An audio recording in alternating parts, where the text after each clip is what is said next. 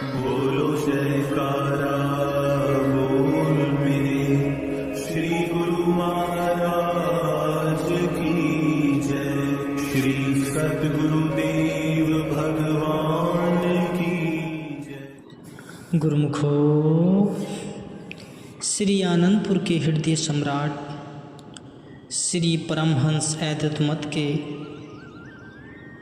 उन नायक प्रेमियों के प्राण श्री हुजूर सतगुरु दाता दयाल जी आत्मिक उन्नति के लिए 5 स्मरणीय नियमों आरती, पूजा, सेवा, सत्संग, ध्यान व सुमिरन को उत्साह एवं श्रद्धा से पालन करवाते हुए तथा निर्माण कार्य को विकासशील करते हुए जीवन को वास्तविक अर्थों में जीवन प्रदान कर रहे हैं। श्री आनंदपुर में पर्वों पर तथा यथासमय प्रवचनामृत वृष्टि द्वारा सबको कृतार्थ करते हैं।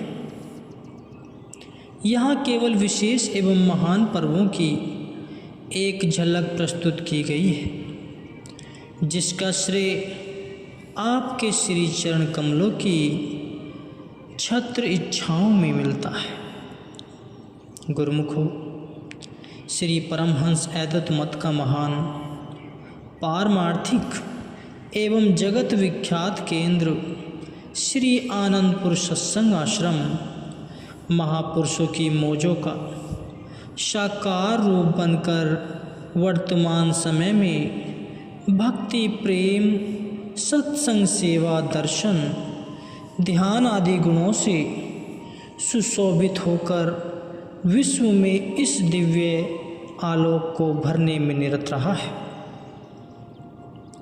इस महापावन भूमि की रजिस्ट्री 4 अगस्त सन 1930 में श्री द्वितीय पातशाही जी महाराज के समय में हुई। महापुरुषों के अवतरण, परिश्रम एवं असीम कृपा से यह एक महान तीर्थधाम बनकर जन जन को आत्म आनंद के अमृत का रसपान करा रहा है। इसी महामहिम भूमि का शुभ स्वर्ण जयंती दिवस 4 अगस्त सन 1980 सोमवार को श्री व्यास पूजा के पर्व के पश्चात विशेष पर्व के रूप में श्री परमहंस सद्गुरु दाता दयाल जी हुजूरी में मनाया गया। श्री आनंदपुर की साज सज्जा उज्ज्वल धवल किरणें बिखरा रही थी। इस शुभ अवसर पर श्री प्रवचन हुए कि जितने भी त्यौहार भारतवर्ष में मनाए जाते हैं वे सब बीते हुए समय के महापुरुषों, अवतारों और संतों की पुण्य स्मृति को लिए हुए होते हैं। उनके इतिहास एवं लीलाओं के श्रवण मात्र से अपूर्व खुशी प्राप्त होती है। जिन गुरुमुखों को सौभाग्य से सत्पुरुषों की संगति प्राप्त हो जाए, उनकी निकटता एवं सेवा का स्वर्ण अवसर मिल जाए, वे तो शाश्वत आनंद और नित्य सुख के अधिकारी हो गए। जैसे कि आज 4 अगस्त सन 1980 के दिन का दृश्य सबके सन्मुख प्रमाण स्वरूप है। श्री आनंदपुर दरबार की रचना महापुरुषों ने प्रेमी गुरुमुख एवं जिज्ञासाओं की आत्मिक पुकार को पूर्ण करने के लिए की और संस्कारी अधिकारी गुरुमुख जन श्री दर्शन, सत्संग, सेवा की अमूल्य दात को पाकर कृतार्थ हो गए। गुरुमुखों, भक्ति और आत्मोन्नति की असीम निधि प्राप्त करने के लिए विगत कई जन्मों की बिछड़ी रूहों को अपना वास्तविक ठिकाना दिखाने के लिए ही महापुरुषों ने इस उच्च श्रेणी श्री आनंदपुर दरबार की रचना कर साधन नियम बना दिए हैं। उनके महान उपकारों का प्रत्यक्ष प्रमाण यह है कि समय समय पर श्री वचना अमृत द्वारा नियम पालन करने के लिए सजग किया जाता है। नियमों का पालन करना गुरुमुखों के लिए अति आवश्यक है, क्योंकि यही मनुष्य को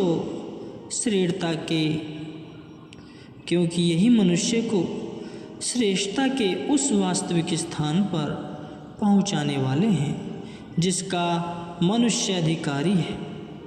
यदि इन नियमों के परिपालन में शुद्धि लगी रहेगी तो मन और मन के विकारों को आक्रमण करने का अवसर ही नहीं मिल सकेगा।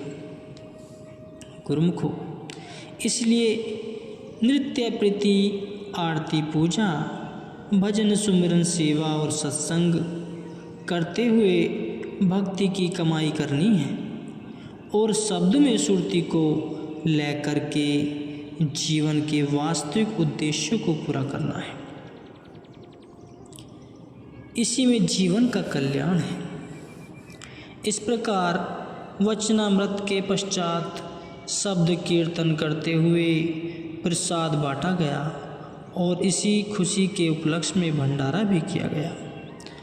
श्री आनंदपुर पारमार्थिक रत्नों का आगार, प्रेम भक्ति का भंडार, भक्ति अभिलाषी आत्माओं का आश्रय बन महान तीर्थ धाम के रूप में सबके सन्मुख विद्यमान है। इस महान तीर्थ धाम का जय घोष चौकुंडी को गुंजायमान कर रहा है और करता रहेगा।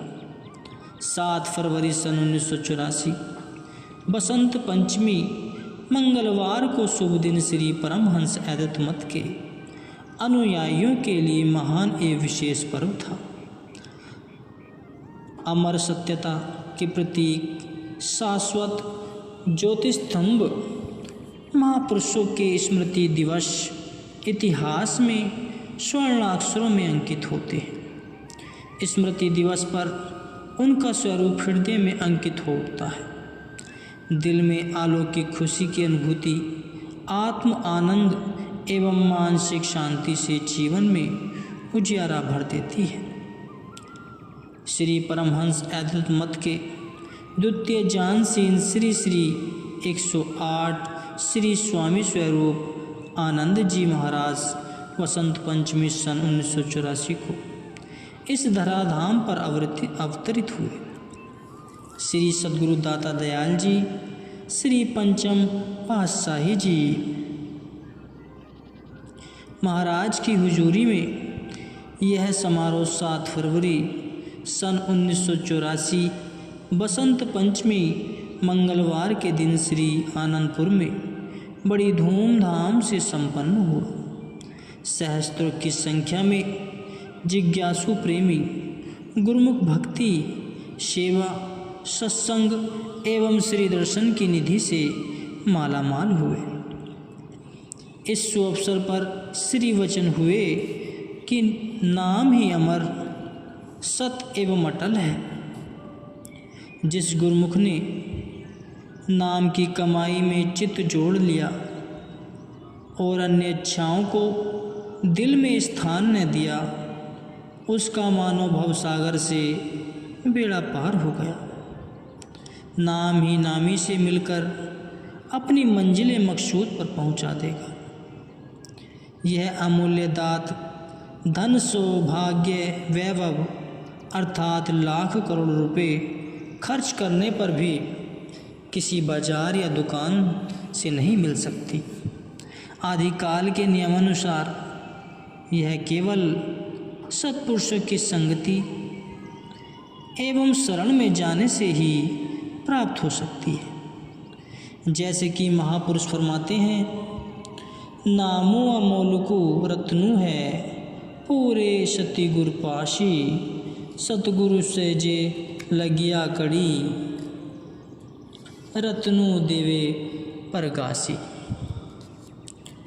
करोड़ों जन्मों से जीव 84 की यंत्रणाएं झेल रहा है। यदि वह नाम से लीव लगाए तो ये सब एक ही जन्म में दूर हो जाए। नाम वह सच्चे सुख और शांति का खजाना है जिसको पा लेने पर दुख गम नज़दीक ही नहीं आ सकते। जैसे दिल में मांग होती है, कुदरत उसे अवश्य पूरा करती है। गुरुमुखों के दिल में भी ऐसी मांग थी कि जन्म जन्मांतरों से मालिक से बिछड़ी हुई आत्मा को, जो कि मोह माया का शिकार होकर दुख उठा रही है, उसे इससे मुक्ति प्राप्त हो, वह आनंद के स्रोत एवं सुखों के भंडार में प्रवेश पा जाए। उस आत्मिक पुकार को पूर्ण करने के लिए ही महापुरुष समागम रचते हैं, जिससे जीवों को सुख, आनंद और शांति की प्राप्ति हो। इसी मांग को पूरा करने के लिए श्री परमहंस दयाल जी, श्री प्रथम पातशाही जी महाराज जी ने श्री परमहंस अद्वैत मत की स्थापना की। उसी पावन सिलसिले अनुसार इस दरबार से हजारों लाखों प्राणी लाभ प्राप्त कर रहे हैं और करते रहेंगे। बसंत पंचमी का महान उत्सव आप मना रहे हैं। यह शुभ दिवस श्री द्वितीय पातशाही जी की शुभ जन्म शताब्दी का है। महापुरुषों की स्मृतियाँ शाश्वत सुख एवं आनंद प्रदान करने वाली होती है। उनकी संगति ही सुख आनंद का स्रोत है। जिन्होंने सत्पुरुषों की संगति ग्रहण की, उन्होंने अपने अनुभवी ज्ञान द्वारा लिख दिया कि सतगुरु प्रगटे जगत में हुआ अज्ञान विनाश, चहु और सुख छा गया, ज्ञान का हुआ प्रकाश। सत्पुरुषों के प्रकट होने से अज्ञान का अंधकार दूर होकर ज्ञान का प्रकाश हो जाता है। जहाँ देखो खुशी ही खुशी, सुख ही सुख नजर आता है। ऐसे गुरुमुखों के भाग्य सराहने योग्य हैं, जिन्हें ऐसे समागम मिलते हैं और वे इससे लाभ उठाते हैं। वे अपने जीवन को सफल करते हैं। श्री प्रवचनामृत का रस पान कर दर्शनार्थी जिज्ञासु गुरुमुख गदगद हो जय जयकारा कर अपने भाग्य सराहने लगे। सभी प्रेमियों को ऐसे अनूठे आत्मिक आनंद की अनुभूति हुई जिसका वर्णन नहीं हो सकता। इसके पश्चात श्री द्वितीय पातशाही जी महाराज जी के शताब्दी समारोह में उनके जीवन की पावन लीलाओं को भजन के रूप में सबने श्रवण किया, प्रसाद बांटा गया तथा इस उपलक्ष्य में भंडारा भी हुआ। मुकुट में मणि की भांति शोभायमान सब तीर्थों का सिरमौर श्री आनंद सर श्री आनंदपुर को महान तीर्थम धाम बनाने का श्रेय लिए हुए शोभायमान है। इस महान तीर्थ का रजत जयंती समारोह 14 जनवरी 1988 वीरवार के शुभ दिन श्री परमहंस दाता दयाल जी की हुजूरी में मनाया गया। उपासना के पवित्र स्थान एवं श्री आनंद सर को चारों ओर से सजाया गया। हजारों की संख्या में प्रेमी श्रद्धालुओं ने श्री दर्शन एवं सत्संग से लाभ उठाया और महातीर्थ श्री आनंद सर में मंजन करने का सौभाग्य प्राप्त हुआ। इस पावन शुभ अवसर पर श्री वचन हुए कि गुरुमुखो, कुदरत ने इस संसार की रचना की और इस संसार की रचना में इस जीव को दुर्लभ मानुषी देह प्राप्त हुई। यह ऐसी दुर्लभ और अबला, यह ऐसी दुर्लभ और अलभ्य वस्तु है जो बड़े भाग्यों से प्राप्त होती है,